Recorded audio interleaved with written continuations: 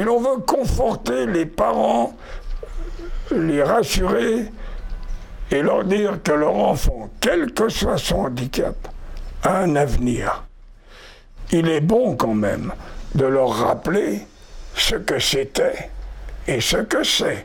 Et donc, si cette heureuse évolution a été possible, on peut supposer qu'il soit aussi possible de faire encore évoluer les choses pour que dans 50 ans, ce qui est aujourd'hui apparaisse comme complètement obsolète et bizarre. Et ça, j'y crois. C'est-à-dire qu'on est arrivé à un moment, déjà, à partir du moment où l'on dit l'enfant handicapé qui naît handicapé est un citoyen, qu'il a sa place dans la société. Quand je dis qu'il a sa place, c'est-à-dire qu'il a une place active de participant à la société, et non pas simplement qu'il est accueilli dans la société. Je veux dire par là que lorsque vous allez travailler en ESAT, vous participez à l'activité nationale, n'est-ce pas, comme les autres, avec votre potentiel, mais regardez bien que les conditions sont les mêmes. C'est métro, boulot, dodo, n'est-ce pas? Quand ils vont à l'ESAT, ils font leurs 35 heures, etc. Donc, ce qu'il faut maintenant, c'est rendre cette société, mais en fait, c'est vrai pour les autres. Le travail est remis en cause. Pourquoi est-ce que les ESAT ne seraient pas remis en cause? Les nouveaux enfants qui naissent vont aller à l'école, de plus en plus. Ils vont recevoir une éducation. Ils auront des parents décomplexés, qui ne seront plus comme nous, n'est-ce pas, écrasés par le handicap parce qu'on se sent complètement seul. Ils vont avoir des demandes. Et donc, forcément, il va falloir que les structures actuelles évoluent, qu'elles s'ouvrent davantage sur le monde ordinaire. Pour l'instant, nous sommes toujours dans un double système éducatif.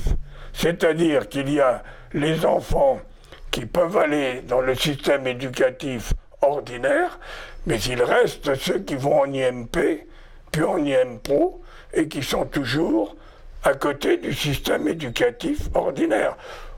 On peut concevoir, et ça a déjà été fait, que les prochains IMP soient inclus dans des écoles, qu'il n'y ait plus d'établissements spécialisés qui vivent isolés.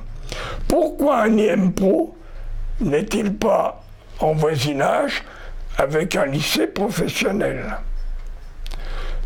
Pourquoi un ESAT ne se construit-il pas sur une zone industrielle où ils pourraient bénéficier, ces travailleurs, de tous les avantages des autres travailleurs?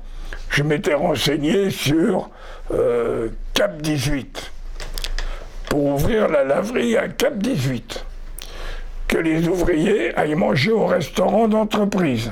Pour l'IMPRO, au départ, l'IMPRO était situé sur les boulevards extérieurs. On avait des plans magnifiques, et j'avais un accord avec la Maison internationale de Paris pour que les repas se prennent là-bas. Comme c'est aussi dans cette maison internationale qu'il y a handicap sport, ils y étaient, et de l'autre côté, il y avait les stades de la périphérie qui étaient là, et nous avions un accord pour qu'ils y aillent. Autrement dit, si l'IMPRO avait été ouvert là-bas, c'était un bâtiment moderne, avec un jardin intérieur, et complètement ouvert sur l'extérieur, pas de restauration interne, pas d'installation interne, tout à l'extérieur. Bon, ça c'est pas fait pour des raisons matérielles, mais je dis, il y a ces possibilités-là. Bon, je prends les foyers d'hébergement. Les foyers d'hébergement doivent se transformer en résidence, logement adapté.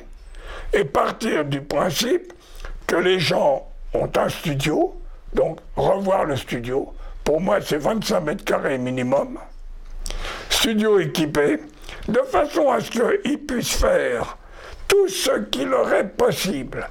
Je veux dire par exemple qu'on y met une kitchenette, parce que par exemple ma fille est capable toute seule de se débrouiller pour son petit déjeuner. Si elle est capable de le faire, pourquoi l'empêcher?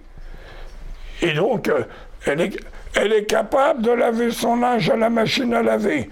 Pourquoi ne pas lui donner un logement avec une machine à laver?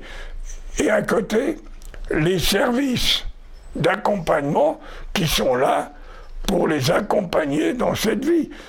Et donc qu'on puisse dire à des jeunes parents, votre enfant sera éduqué, il aura sa place, il trouvera une activité pendant sa période d'activité, il aura une vieillesse assurée, etc. Et il vivra au milieu des autres. Ça doit être possible dans les 25 ans qui viennent, à condition que les associations retournent à leur vocation première d'être des éléments de revendication auprès des pouvoirs publics, de faire entendre la voix pour que la politique s'oriente vers ça, pour que l'argent nécessaire soit mis en forme, pour que les personnels accompagnants soient formés à cette nouvelle forme d'accompagnement, qu'on ne soit plus des assistants, mais des accompagnants, ça changera tout. Il ne faut pas être utopique. Il faut que ce soit des logements adaptés et accompagnés. Ça se fait dans les maisons de retraite pour riches, n'est-ce pas, où la personne retraitée est libre de faire ce qu'elle veut dans la limite de ses capacités et non pas de subir ce que les autres veulent lui faire faire. Aujourd'hui se pose un nouveau problème, c'est le problème du vieillissement. On n'imaginait pas qu'une personne handicapée, en particulier les trisomiques, qu'on appelait les Mongoliens, ait une espérance de vie qui dépassait 20-25 ans. Et voilà qu'on se trouve avec des personnes handicapées qui passent allègrement l'âge des 60 ans et qui arrivent à plus de 80 ans déjà. Or, on n'a rien prévu pour eux. Après le travail, quand ils cessent leurs activités, ils doivent quitter le foyer d'hébergement. C'est fait pour eux. Et le quitter pour où? Soit pour rejoindre leur famille, s'ils en ont, soit pour aller dans un foyer de vie, soit pour aller dans un foyer d'accueil médicalisé, ou à l'extrême, rentrer en EHPAD, n'est-ce pas, comme une personne très âgée. Or, on constate qu'il y a là une partie de la population en situation de handicap qui a encore toute sa vitalité, qui a eu un parcours de vie proche du milieu ordinaire et qui va se trouver brutalement, à cause de l'âge, obligé de rejoindre la vie institutionnelle, maison de retraite, maison, etc., alors qu'elles ont encore peut-être 10 ou 20 ans de vie devant elles. C'est un nouveau défi à relever aujourd'hui.